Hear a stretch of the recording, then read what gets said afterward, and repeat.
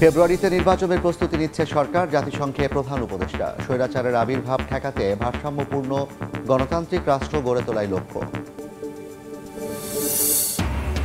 জাতিসংঘে নেতানিয়াহুর ভাষণের সময় ভেতরে বাইরে প্রতিবাদ, ওয়াকআউট করেন অনেক দেশের প্রতিনিধি। নিউ ইয়র্কের টাইমস স্কোয়ারে হাজারো মানুষের বিক্ষোভ। গাজায় যুদ্ধ পরবর্তী অন্তর্বর্তী সরকার গঠনের পরিকল্পনা, নেতৃত্ব দিতে পারেন টনি ব্লেয়ার। ইচ্ছে করেই যুদ্ধবিরতি ভণ্ডুল করছে নেতানিয়াহু, দাবি হামাসের, নিহত 58। ইরানের ওপর নিষেধাজ্ঞা ইস্যুতে জাতিসংঘের নিরাপত্তা পরিষদে ব্যর্থ রাশিয়া ও চীনের প্রস্তাব, স্থগিতের সায় নেই সংখ্যাগরিষ্ঠ সদস্য দেশের, রোববার থেকে কার্যকর। এবং কলকাতায় মণ্ডপে মণ্ডপে পূজার আমেজ, ভক্তদের উপচে পড়া ভিড়। দেবী দুর্গার বোধনের আগেই প্যান্ডেল উদ্বোধনে বিজেপি কংগ্রেসের টক্কর।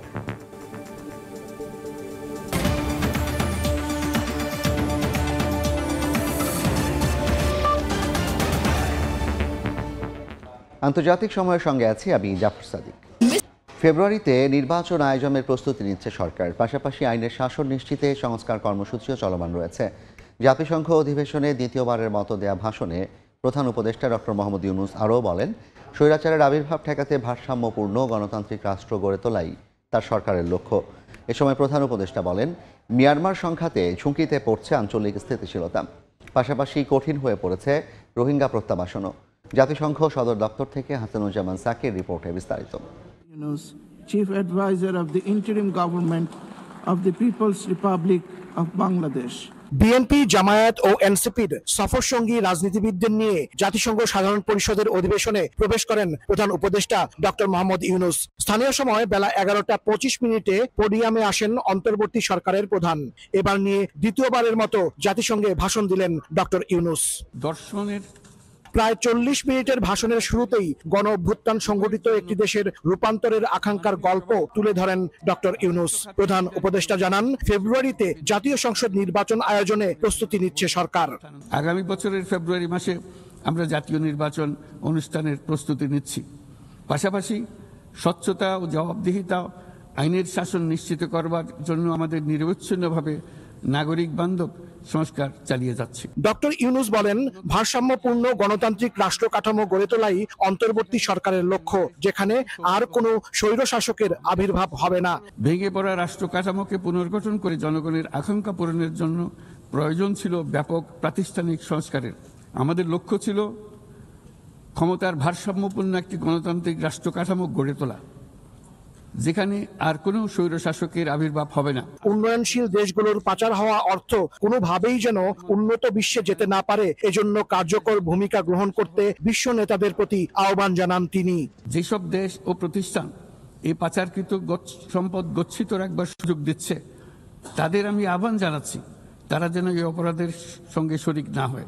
আমি উন্নয়নশীল দেশ হতে সম্পদ পাচার রোধে কঠোর আন্তর্জাতিক বিধিবিধান প্রণয়ন এবং এর প্রয়োগ নিশ্চিতের প্রস্তাব করছি। রোহিঙ্গা সংকট কোনোভাবেই বাংলাদেশ মিয়ানমারের দ্বিপাক্ষিক সমস্যা নয় উল্লেখ করে টেকসই সমাধানে আন্তর্জাতিক সম্প্রদায়কে এগিয়ে আসার আহ্বান জানান প্রধান উপদেষ্টা। মিয়ানমারের চলমান সংঘাত সমগ্র অঞ্চলের জন্য গভীর উদ্বেগজনক পরিস্থিতির সৃষ্টি করেছে। এটি যে শুধু আঞ্চলিক স্থিতিশীলতাকে ঝুঁকিতে ফেলছে তা নয়, বরং বাংলাদেশে আশ্রয়প্রাপ্ত বলপূর্বক বাস্তুচ্যুত রোহিঙ্গাদের তাদের মাতৃভূমি মায়ানমারে প্রত্যাবাসনকেও কঠিন করে তুলেছে। স্বাধীন ফিলিস্তিন রাষ্ট্র প্রতিষ্ঠার মাধ্যমে দ্বিরাষ্ট্রভিত্তিক সমাধান বাস্তবায়নের উপর তাগিদ দেন সরকার প্রধান।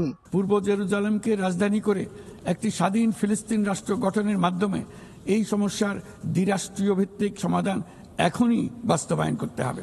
ডক্টর ইউনূস উল্লেখ করেন, একবিংশ শতাব্দীতে কোনো সমাজেই ঘৃণা, অসহিষ্ণুতা, বর্ণবাদ, বিদেশিদের প্রতি বিদ্বেষ বা ইসলাম বিদ্বেষের কোনো স্থান নেই।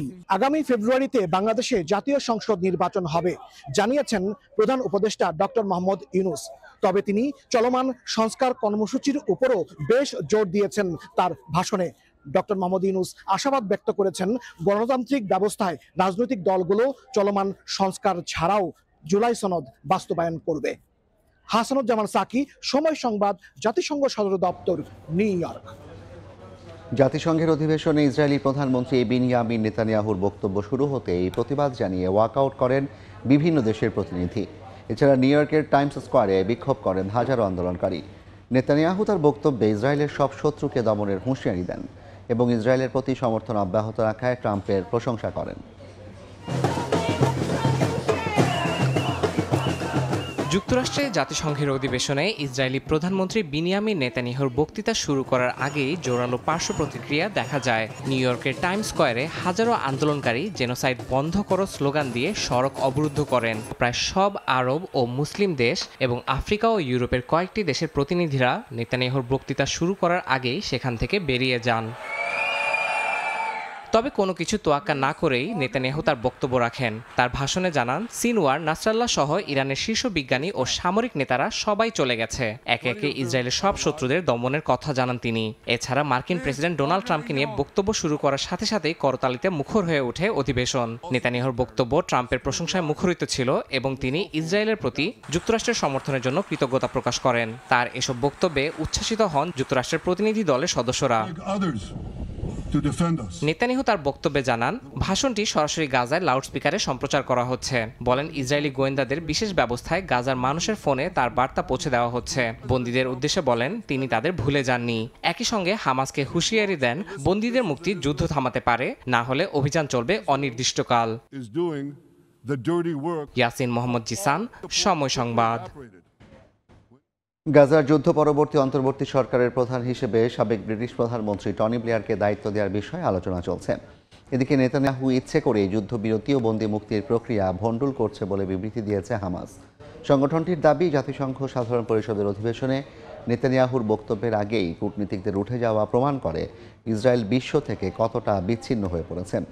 এর মধ্যেই মধ্যপ্রাচ্যের সঙ্গে আলোচনায় গাজা বিষয়ে ইতিবাচক অগ্রগতি হয়েছে এবং সেখানে দ্রুত শান্তি প্রতিষ্ঠা হবে বলে মন্তব্য করেছেন মার্কিন প্রেসিডেন্ট ডোনাল্ড ট্রাম্প। এদিকে উপত্যকায় ইসরায়েলি হামলায় শুক্রবার নিহত হয়েছেন অন্তত 58 জন ফিলিস্তিনি। শুক্রবার ভোর থেকে গাজা নগরী ও আশপাশে চালানো ইসরায়েলি হামলায় নিহত হয়েছেন অর্ধশতাধিক ফিলিস্তিনি। খাদ্য সংগ্রহে আসা সাধারণ মানুষ সহ নুসেইরাত শরণার্থী শিবিরে মারা গেছেন অনেকে। একই দিনে ইসরায়েলি ট্যাঙ্ক লক্ষ্য করে হামলা চালানোর দাবি করেছে হামাস। অন্যদিকে ফিলিস্তিনি ভূখণ্ডে কার্যক্রম চালিয়ে মানবাধিকার লঙ্ঘন করায় 69টি ইসরায়েলি প্রতিষ্ঠানকে কালো তালিকাভুক্ত করেছে জাতিসংঘ। এদিকে জাতিসংঘ সাধারণ পরিষদে নেতানিয়াহুর ভাষণের প্রতিক্রিয়ায় হতাশা প্রকাশ করেন গাজাবাসী। যুদ্ধবন্ধের কোনো ইঙ্গিত না পাওয়ায় মুষড়ে পড়েন তারা। আমরা নেতানিয়াহুর বক্তৃতা শুনেছি, এতে নতুন কিছু ছিল না। একই কথা তিনি গত 2 বছর ধরে বলে চলেছেন। মনে হচ্ছে তিনি এই ধ্বংসাত্মক যুদ্ধ চালিয়ে যেতে চান। নেতানিয়াহুর বক্তব্যকে যুদ্ধাপরাধীর ভাষণ আখ্যা দিয়ে হামাস জানায়, তার অবস্থানই যুদ্ধবিরতি আলোচনার প্রধান অন্তরায়। সংগঠনটির ভাষ্যমতে বিশ্বমঞ্চে শান্তির প্রতিষ্ঠার কথা বললেও নেতানিয়াহু গাজায় প্রতিদিন গণহত্যা চালাচ্ছেন। এ সময় গাজা দখল বা পাপেট সরকার গঠনের পরিকল্পনাকে নেতানিয়াহুর বিভ্রম বলে আখ্যা দেয় সংগঠনটি। হামাস আরও বলে, ইসরায়েল এখন আন্তর্জাতিক মহলে ক্রমশ বিচ্ছিন্ন হয়ে পড়ছে। জাতিসংঘের অধিবেশনে কূটনীতিকদের উঠে যাওয়াই তা প্রমাণ করে। অন্যদিকে মার্কিন প্রেসিডেন্ট ডোনাল্ড ট্রাম্প সাংবাদিকদের জানান, গাজার বিষয়ে সমঝোতা ঘনিয়ে এসেছে। তার ভাষায়, গাজা যুদ্ধ নিয়ে আলোচনা এখন শান্তির দ্বার প্রান্তে, খুব দ্রুতই তা বাস্তবায়িত হবে। তবে ইসরায়েলি কর্মকর্তারা এখনও স্পষ্ট করে বলছেন, হামাসকে পরাস্ত না করা পর্যন্ত যুদ্ধ থামবে না। এর মধ্যেই যুদ্ধোত্তর গাজা পরিচালনায় অন্তর্বর্তী সরকার গঠনের আলোচনায় উঠে এসেছে যুক্তরাজ্যের সাবেক প্রধানমন্ত্রী টনি ব্লেয়ারের নাম। মার্কিন সমর্থন পাওয়া এই প্রস্তাবে তাকে নেতৃত্বে রেখে জাতিসংঘ ও উপসাগরীয় দেশগুলোর সহায়তায় গাজার প্রশাসন চালুর পরিকল্পনা করা হচ্ছে। টনি ব্লেয়ারের কার্যালয় জানিয়েছে, তিনি কোনোভাবেই গাজাবাসীকে বাস্তুচ্যুত করার প্রস্তাব সমর্থন করবেন না। সাদিয়া তাসনিম, সময় সংবাদ। জাতিসংঘ নিরাপত্তা পরিষদে ব্যর্থ হল রাশিয়া ও চীনের প্রস্তাব। ইরানের ওপর নতুন করে 6 মাসের জন্য নিষেধাজ্ঞা স্থগিত রাখতে চাইলেও সংখ্যাগরিষ্ঠ সদস্য দেশ তাতে সায় দেয়নি। রোববার বাংলাদেশ সময় ভোর 6টা থেকে কার্যকর হতে যাচ্ছে নতুন করে আরোপিত এই নিষেধাজ্ঞা। নিষেধাজ্ঞা থেকে বাঁচতে ইরানের শেষ প্রচেষ্টাও ব্যর্থ। শুক্রবার জাতিসংঘের নিরাপত্তা পরিষদে হওয়া ভোটে তেহরানের ওপর নিষেধাজ্ঞা আরও 6 মাস পেছানোর রাশিয়া চীনের খসড়া প্রস্তাব 4-9 ভোটে নাকচ হয়, যেখানে 2 দেশ ভোটদানে বিরত থাকে। ফলে ইরানের পারমাণবিক কর্মসূচি ঘিরে পশ্চিমা বিশ্বের চাপ আরও বাড়ল। নির্ধারিত সময় অনুযায়ী বাংলাদেশ সময়ে রোববার ভোর 6টা থেকে কার্যকর হবে নিষেধাজ্ঞা। ফ্রান্স, জার্মানি ও যুক্তরাজ্যের অভিযোগ, 2015 সালের যে যুক্তির মাধ্যমে ইরানকে পারমাণবিক অস্ত্র নির্মাণ থেকে বিরত রাখার চেষ্টা হয়েছিল তা লঙ্ঘন করেছে তেহরান। ফরাসি প্রতিনিধি জেরোম মোনাফো পরিষদে বলেন, ইরান কোনো গুরুতর পদক্ষেপ নেয়নি যা নিষেধাজ্ঞা স্থগিতের যৌক্তিকতা প্রমাণ করতে পারে। তবে তিনি স্বীকার করেন, কূটনীতি চালিয়ে যাওয়া উচিত এবং নিষেধাজ্ঞা পুনর্বহাল মানেই আলোচনার পথ চূড়ান্তভাবে বন্ধ নয়। Iran's nuclear escalation, as detailed in over 60 IAEA reports over the past 6 years, is a threat to international peace and security. In its vote last week, this Council fulfilled the necessary steps of the snapback process set out in Resolution 2231. Therefore, UN sanctions targeting Iranian proliferation will be reimposed this weekend. All member states are obliged to comply fully with these sanctions. অন্যদিকে রাশিয়ার উপজাতিসংঘ দূত Dmitry Polyanskiy দাবি করেন, ইউরোপীয়দের সন্তুষ্ট করতে Iran সর্বোচ্চ চেষ্টা করেছে, কিন্তু পশ্চিমা শক্তিগুলোর সমঝোতায় রাজি হয়নি। জাতিসংঘ থেকে কাতার ভিত্তিক গণমাধ্যম আল জাজিরার কূটনৈতিক সম্পাদক জেমস বেইস জানান, সপ্তাহ জুড়ে নিউ ইয়র্কে ইরানের পরমাণু কর্মসূচি নিয়ে আলোচনা হলেও কোনো অগ্রগতি হয়নি। এমনকি ইরানের সর্বোচ্চ নেতা আগে ইঙ্গিত দিয়েছিলেন নতুন করে নিষেধাজ্ঞা কার্যকর হওয়ার সম্ভাবনাই প্রবল। বিশ্লেষকদের মতে, বিদ্যমান পশ্চিমা নিষেধাজ্ঞার উপর নতুন নিষেধাজ্ঞা চাপলে ইরানের অর্থনীতি আরও চাপের মুখে পড়বে। সাদিয়া তাসনিম, সময় সংবাদ। আন্তর্জাতিক সময় আরও থাকছে। ভারতের লাদাখে বিক্ষোভে নেতৃত্ব দেওয়া জলবায়ু কর্মী সোনম ওয়াংচুক গ্রেফতার। জেনজিদের সহিংসতা উস্কে দেওয়ার অভিযোগ, বন্ধ ইন্টারনেট সেবা।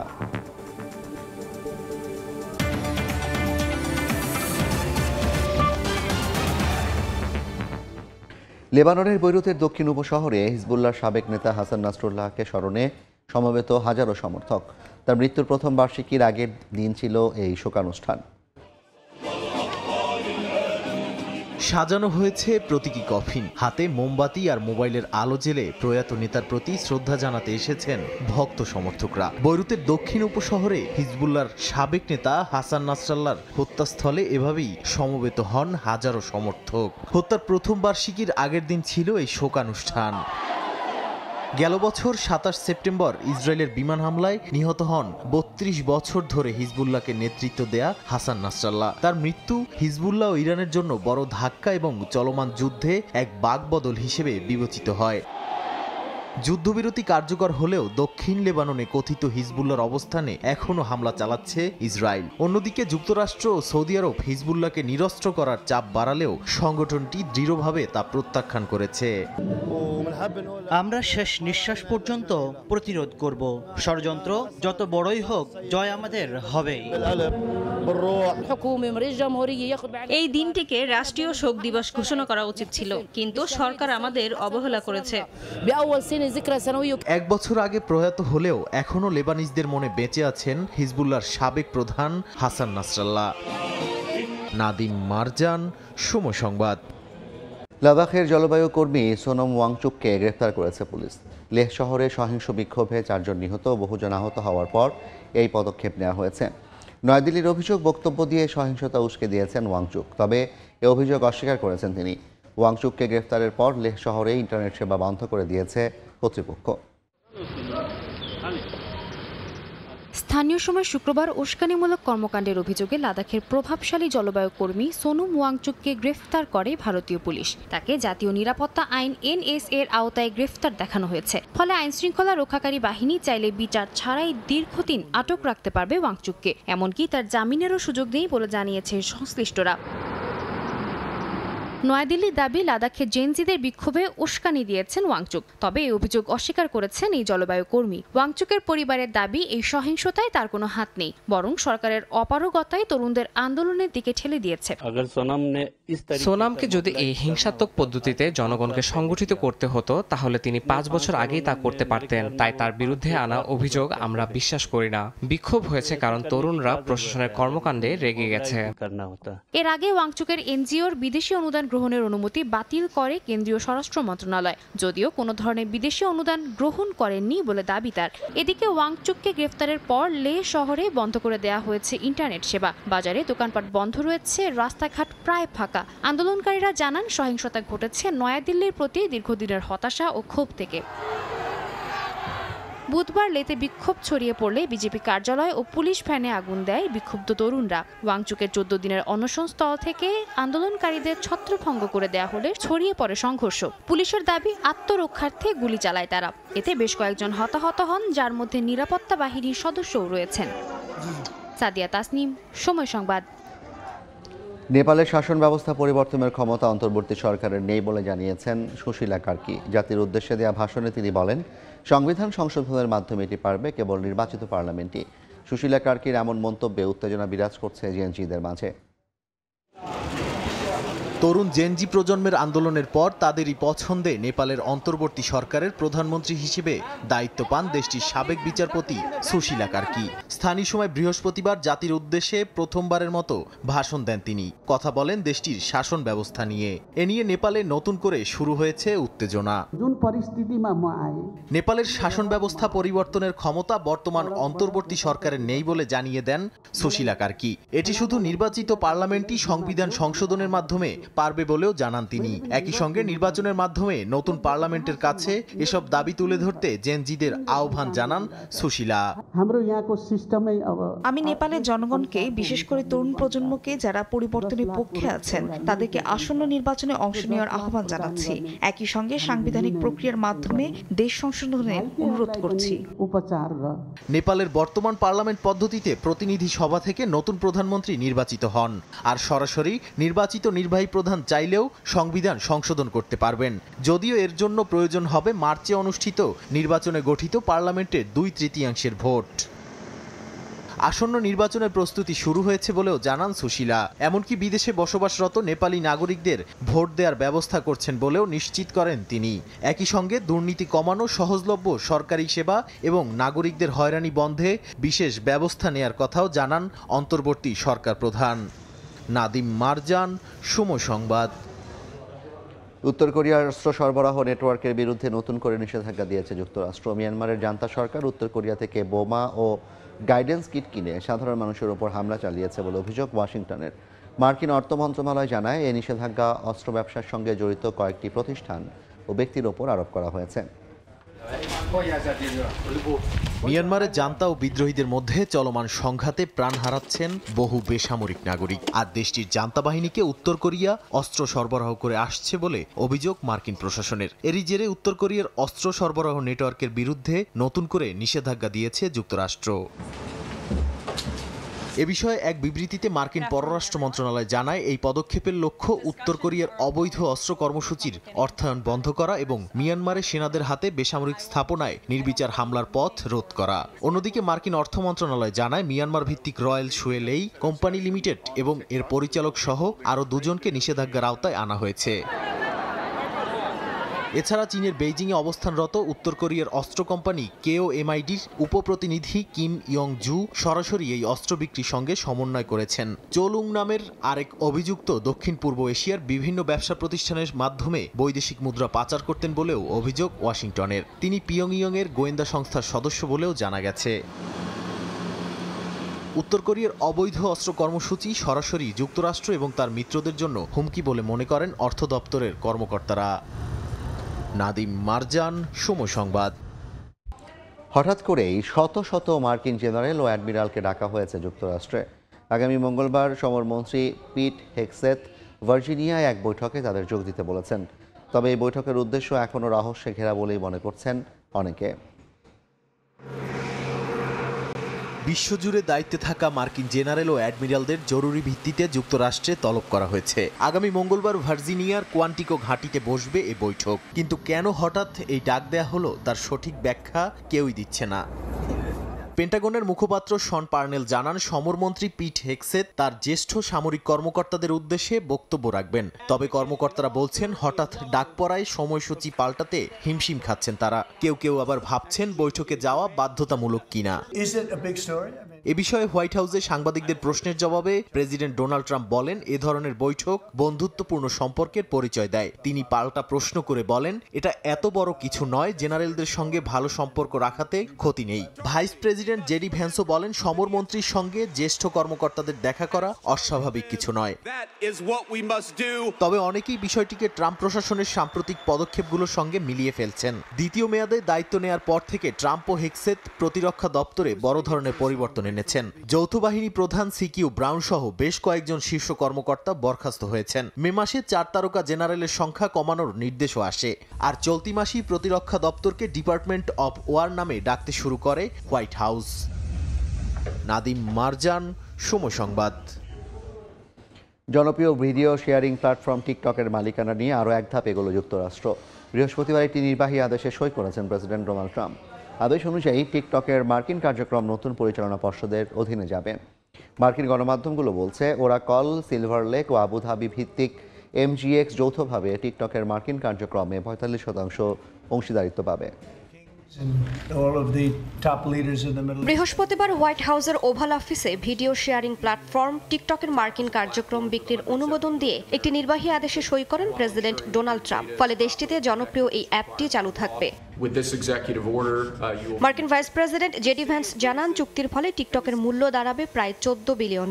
সাবেক প্রেসিডেন্ট জো বাইডেনের স্বাক্ষরিত জাতীয় নিরাপত্তা আইন অনুযায়ী টিকটককে তার মার্কিন ব্যবসা বিক্রি করতে হবে অথবা নিষিদ্ধ হতে হবে। তবে ট্রাম্পের নির্বাহী আদেশে বলা হয়েছে, বিচার বিভাগ প্রেসিডেন্টের কাছে পরিকল্পনা উপস্থাপন না করা পর্যন্ত 120 দিন এই আইন কার্যকর হবে না। বিদেশি নিয়ন্ত্রণের কারণে অ্যাপটি নিষিদ্ধ হওয়ার ঝুঁকি এড়াতে এই পদক্ষেপ বলে জানায় হোয়াইট হাউস। টিকটকের মালিক বাইট ড্যান্স সরাসরি চুক্তি বা নির্বাহী আদেশ নিয়ে মন্তব্য না করলেও 19 সেপ্টেম্বর এক বিবৃতিতে জানিয়েছে, মার্কিন ব্যবহারকারীদের জন্য টিকটক চালু রাখতে তারা আইনের নিয়ম মেনে কাজ করবে। এদিকে ট্রাম্পের দাবি, বিষয়টি নিয়ে তিনি চীনের প্রেসিডেন্ট শি জিনপিং এর সঙ্গে কথা বলেছেন এবং অনুমোদন পেয়েছেন। আমার প্রেসিডেন্ট শির সঙ্গে আলোচনা হয়েছে এবং আমি তার প্রতি গভীর শ্রদ্ধা পোষণ করি। আশা করি তিনিও আমাকে যথেষ্ট সম্মান করেন। আমরা টিকটক সহ আরো অনেক বিষয়ে কথা বলেছি, তবে টিকটক নিয়েই সবচেয়ে বেশি আলোচনা হয়েছে এবং তিনি আমাদের এগিয়ে যাওয়ার অনুমতি দিয়েছেন। এখন এটি পরিচালিত হবে মার্কিন বিনিয়োগকারী ও কোম্পানির মাধ্যমে। এর চেয়ে বড় আর কিছু হতে পারে না, আমি কল্পনাও করি না।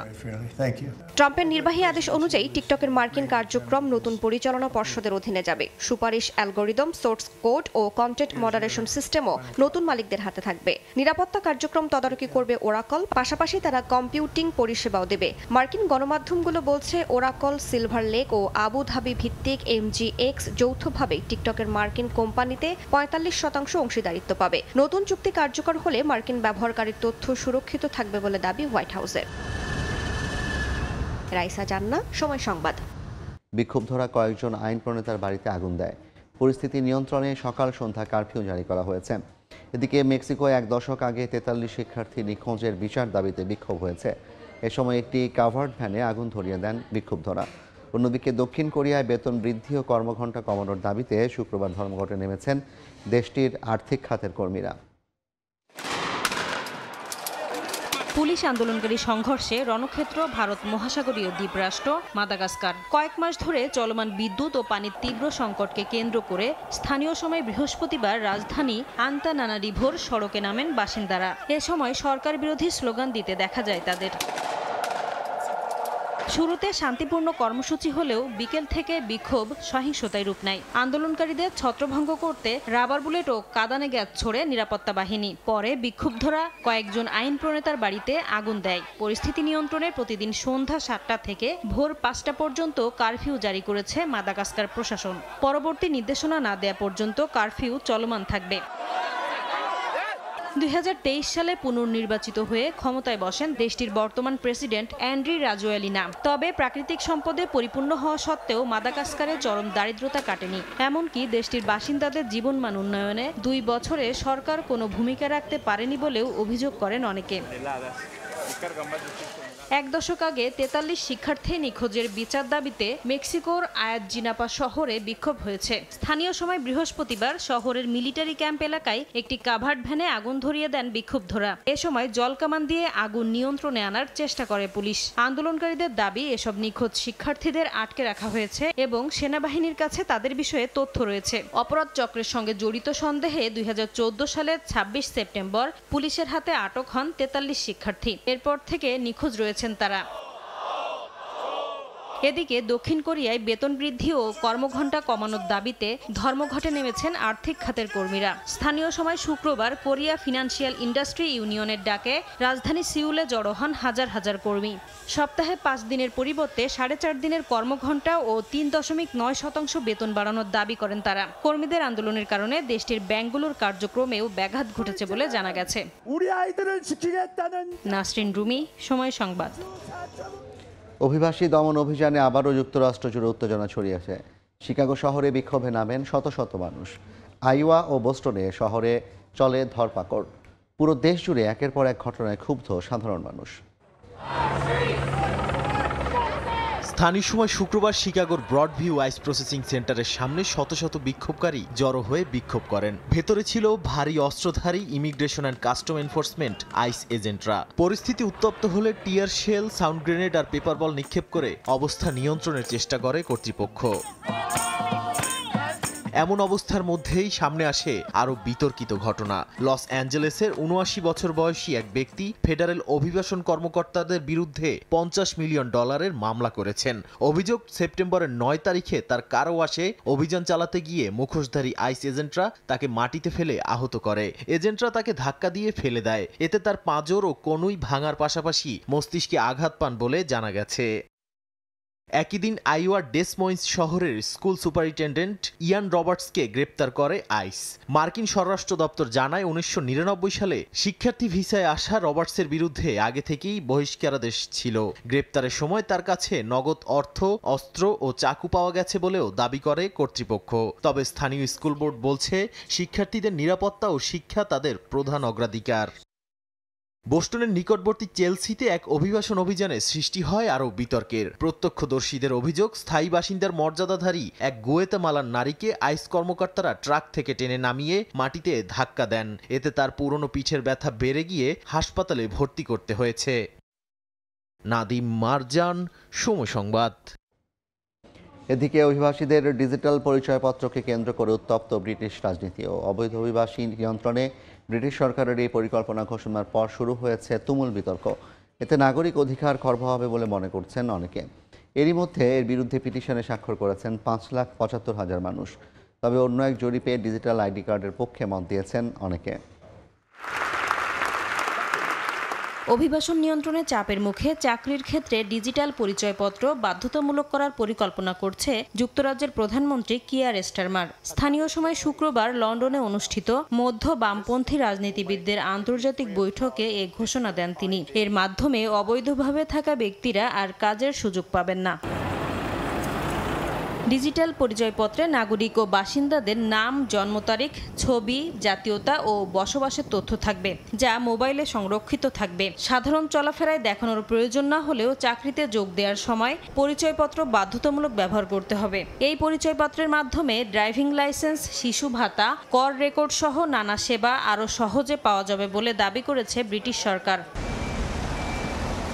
স্টারমার প্রশাসন জানায় এই পরিকল্পনা অবৈধ অভিবাসী কমাতে সহায়তা করবে। যারা বেআইনিভাবে কাজ করছে তাদের পরিস্থিতি আরও কঠিন হবে, যে কারণে দেশটির সীমান্ত আরও নিরাপদ থাকবে বলেও জানিয়েছেন প্রধানমন্ত্রী কিয়ার স্টারমার। যুক্তরাজ্যে কাজ করার অধিকারের প্রমাণ হিসেবে ডিজিটাল পরিচয়পত্র বর্তমান পার্লামেন্টের মেয়াদ শেষ হওয়ার আগে বাধ্যতামূলক করা হবে, যা 2029 সালের মধ্যে কার্যকর হওয়ার কথা। সরকারের এই পরিকল্পনা ঘোষণার পর ব্রিটিশ রাজনীতিতে শুরু হয়েছে ব্যাপক সমালোচনা। বাধ্যতামূলক ডিজিটাল পরিচয়পত্রের কারণে দৈনন্দিন কাজের জন্য নিজের ব্যক্তিগত তথ্য দিতে বাধ্য করার সঙ্গে নাগরিক অধিকারও খর্ব হবে বলে মনে করছেন অনেকে। এমনকি ডিজিটাল আইডি চালুর বিপক্ষে একটি পিটিশনে 5,75,000-এর বেশি স্বাক্ষর জমা পড়েছে। তবে সাম্প্রতিক এক জরিপে দেশটির বেশিরভাগ মানুষের সরকারের এই পদক্ষেপকে সমর্থন করতে দেখা গেছে। ব্রিটেনে এর আগেও লেবার পার্টি জাতীয় পরিচয়পত্র চালুর চেষ্টা করেছিল, কিন্তু ব্যাপক বিরোধিতার কারণে তা বাতিল হয়ে যায়। নাসরিন রুমি, সময় সংবাদ।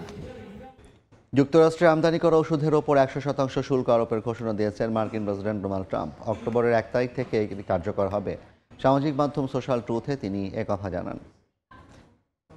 তবে যেসব প্রতিষ্ঠান যুক্তরাষ্ট্রে কারখানা নির্মাণ করেছে তাদের ক্ষেত্রে শুল্ক প্রযোজ্য হবে না। হোয়াইট হাউসের দাবি, এ সিদ্ধান্তে যুক্তরাষ্ট্রের ওষুধ উৎপাদন বাড়বে এবং গুরুত্বপূর্ণ ওষুধের সাপ্লাই চেইন শক্তিশালী হবে। শুল্ক এড়াতে ফার্মাসিউটিক্যাল কোম্পানিগুলো ইতিমধ্যেই কয়েকশো বিলিয়ন ডলার বিনিয়োগের পরিকল্পনা ঘোষণা করেছে। তবে শিল্প সংগঠনগুলো বলছে এ ধরনের শুল্ক বিনিয়োগ পরিকল্পনা ব্যাহত করবে এবং ভবিষ্যতের চিকিৎসা ও ওষুধ উদ্ভাবনে নেতিবাচক প্রভাব ফেলবে। বিশ্লেষকরা মনে করছেন বড় কোম্পানিগুলোর বড় কোনো প্রভাব পড়বে না, তবে ছোট নির্মাতারা শুল্কের চাপ সামলাতে হিমশিম খেতে পারে। সুপার টাইফুন রাগাসার পর এবার নতুন ঘূর্ণিঝড় বুয়ালয়ের কবলে ফিলিপিন্স। দেশটির বিভিন্ন শহরে আঘাত এনেছে ঝড়টি, এতে ক্ষতিগ্রস্ত হয়েছে বহু ঘরবাড়ি। এদিকে রাগাসার প্রভাবে বিধ্বস্ত তাইওয়ানে নিখোঁজদের উদ্ধারে চলছে অভিযান। স্থানীয় সময় শুক্রবার ফিলিপিন্সে আঘাত হানে ঘূর্ণিঝড় বুয়ালয়ে। শুরুতে প্রবল শক্তিশালী থাকলেও এদিন সকালে তা দুর্বল হয়ে ঝড়ে পরিণত হয়। এর প্রভাবে মিসবাতে ও অর্মক শহর সহ বহু গ্রাম প্লাবিত হয়। বুয়ালয়ের আঘাতে বিধ্বস্ত হয়েছে বহু বাড়িঘর, উড়ে গেছে বিদ্যুতের খুঁটি ও টিনের ছাউনি। উপকূলবর্তী এলাকা থেকে আগে থেকেই নিরাপদ আশ্রয়ে সরিয়ে নেওয়া হয় কয়েক হাজার বাসিন্দাকে। উদ্ধার করা হয়েছে প্রবীণ ও শিশুদেরও। ঘরবাড়ি ভেঙে পড়ায় অনেক পরিবার এখন আশ্রয় নিয়েছে আশ্রয়কেন্দ্রে। এর আগে সুপার টাইফুন রাগাসা প্রথম আঘাত হানে দেশটিতে। আগের ক্ষতি সামলানোর আগেই নতুন ঝড় এসে তাদের দুর্দশা বাড়িয়ে দিচ্ছে বলে জানান স্থানীয়রা। এদিকে রাগাসার তাণ্ডব থেকে এখনও পরিত্রাণ মেলেনি চীনের। অনেকে চোখের সামনে ডুবে যেতে দেখেছেন নিজের ব্যবসা প্রতিষ্ঠান। জানান 10 বছরের ব্যবসায় এমন ক্ষতির মুখে পড়ে। তাইওয়ানেও রাগাসার ধ্বংসের চিত্র একই। কাদা ও ধ্বংসস্তূপের ভেতরে নিখোঁজদের খুঁজছেন উদ্ধারকর্মীরা। প্রবল কাদা পানির মধ্যে ভারী যন্ত্র দিয়ে চলছে ধ্বংসস্তূপ সরানোর কাজ। স্থানীয় কর্মকর্তারা জানান নিহতদের অধিকাংশই ছিলেন বৃদ্ধ ও শারীরিকভাবে অক্ষম। এখনও পাহাড়ি বাঁধ ভেঙে নতুন করে বিপদের আশঙ্কা থাকায় সতর্কতা জারি রয়েছে। ইয়াসমিন অনন্যা, সময় সংবাদ। রাশিয়ার পশ্চিমাঞ্চলীয় স্মোকলেনস্ক অঞ্চলে একটি মালবাহী ট্রেন ও ট্রাকের সংঘর্ষে ভয়াবহ অগ্নিকাণ্ডে একজনের মৃত্যু হয়েছে। শুক্রবার মস্কো থেকে প্রায় 100 কিলোমিটার পশ্চিম একটি স্টেশনের কাছে দুর্ঘটনা ঘটে। স্থানীয় কর্তৃপক্ষ জানায় সংঘর্ষের পর লাইনচ্যুত হয়ে অন্তত 8টি বগিতে আগুন লাগে। খবর পেয়ে আগুন নেভাতে কাজ শুরু করেন 40 জনেরও বেশি দমকল কর্মী। দুর্ঘটনায় ট্রাক চালকের মৃত্যু হয়েছে, তবে ট্রেনের যাত্রীদের হতাহতের কোনো খবর পাওয়া যায়নি।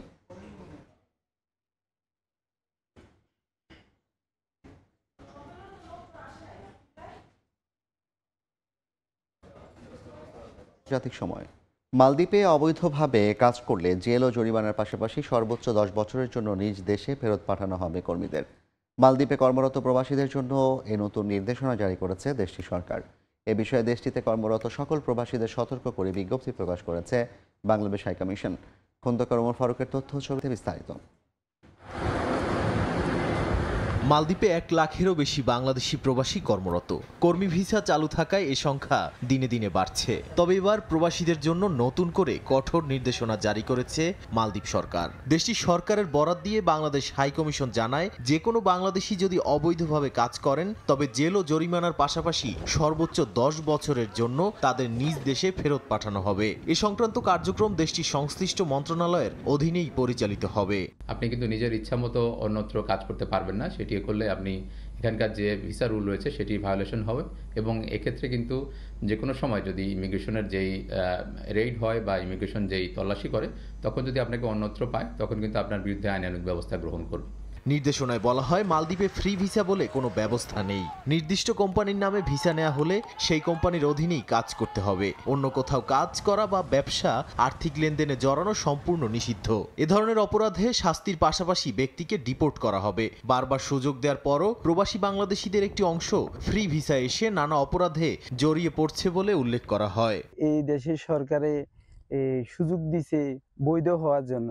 নতুন আসছে, তারা হয়তো যে না বুঝেই আসছে, এই জন্য বেশি সমস্যাটা হচ্ছে। তো বুঝে শুনে আসলে এই সমস্যাটা হতো না। এছাড়া কোনো ভ্রমণকারী যদি নির্ধারিত ভিসার মেয়াদের অতিরিক্ত সময় অবস্থান করেন সেটিও শাস্তিযোগ্য অপরাধ হিসেবে গণ্য হবে বলে জানায় হাইকমিশন। ভ্রমণ ভিসা এসে চাকরি বা ব্যবসা সংক্রান্ত যে কোনো কার্যক্রমে সম্পৃক্ত হওয়াও কঠোরভাবে নিষিদ্ধ।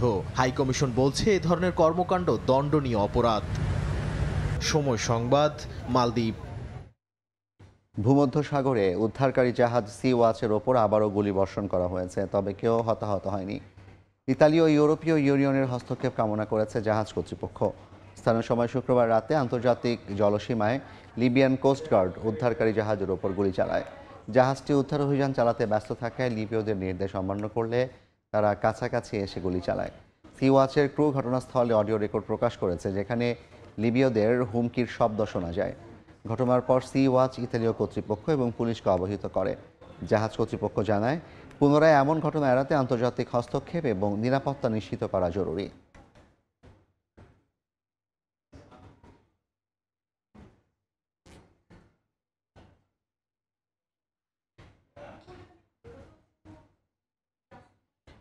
মহাষষ্ঠী এগিয়ে আসার সঙ্গে সঙ্গে ভারতের কলকাতায় বিভিন্ন মণ্ডপে বাড়ছে দর্শনার্থীর ভিড়। চারদিকে উৎসবের আবহ। মণ্ডপ শৈলীর মধ্যে কেউ কেউ তুলে ধরেছেন সামাজিক বার্তা, আবার অনেকে সাবেকি প্রতিমা দেখে খুশি মনে বাড়ি ফিরছেন।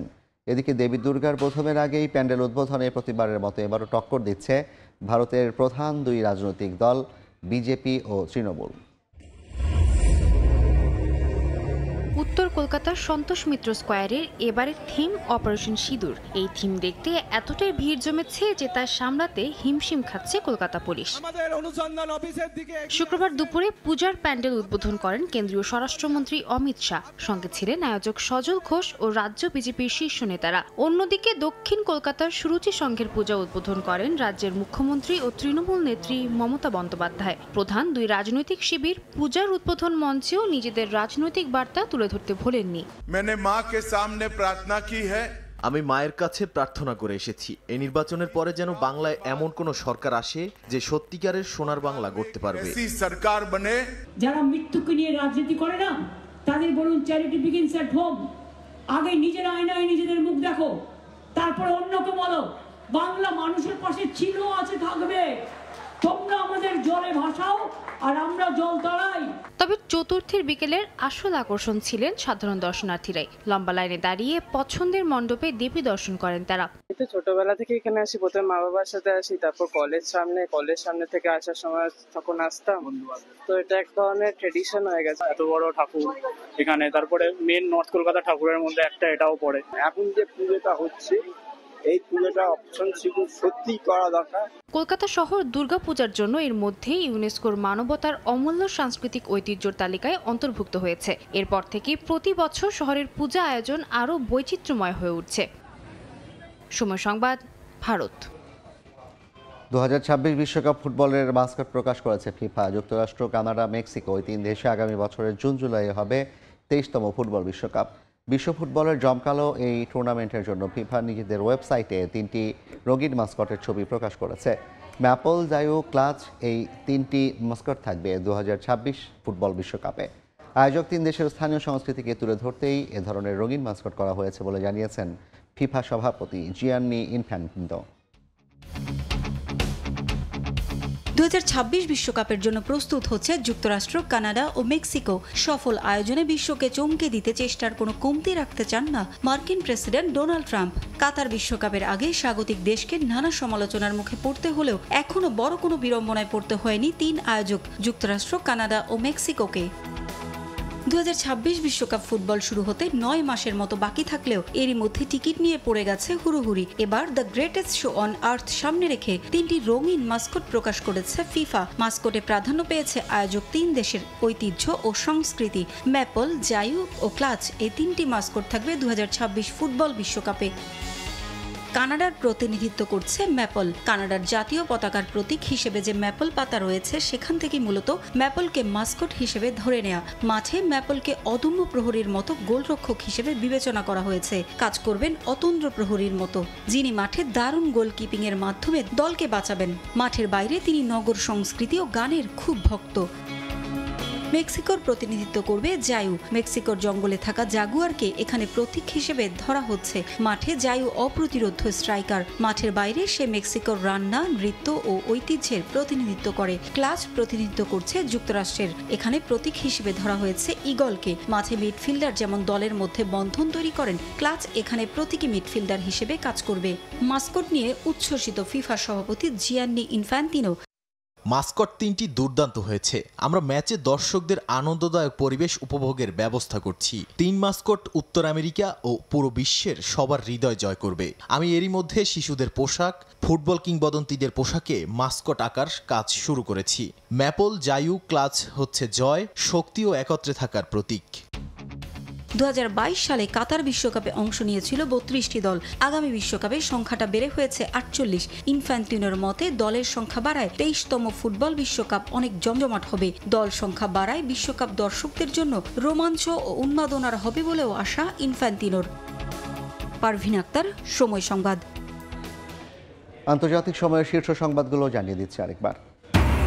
ফেব্রুয়ারিতে নির্বাচনের প্রস্তুতি নিচ্ছে সরকার। জাতিসংঘে প্রধান উপদেষ্টা। স্বৈরাচারের আবির্ভাব ঠেকাতে ভারসাম্যপূর্ণ গণতান্ত্রিক রাষ্ট্র গড়ে তোলাই লক্ষ্য।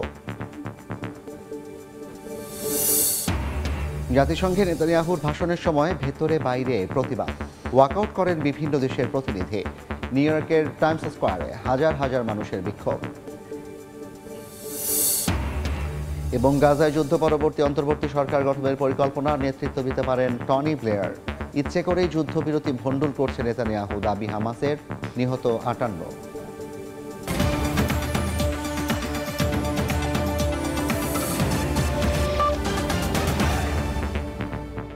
এই ছিল আন্তর্জাতিক সময়। এরপর সময় সংবাদ নিয়ে ফিরছি কিছুক্ষণ পর। সঙ্গে থাকুন সময়ের।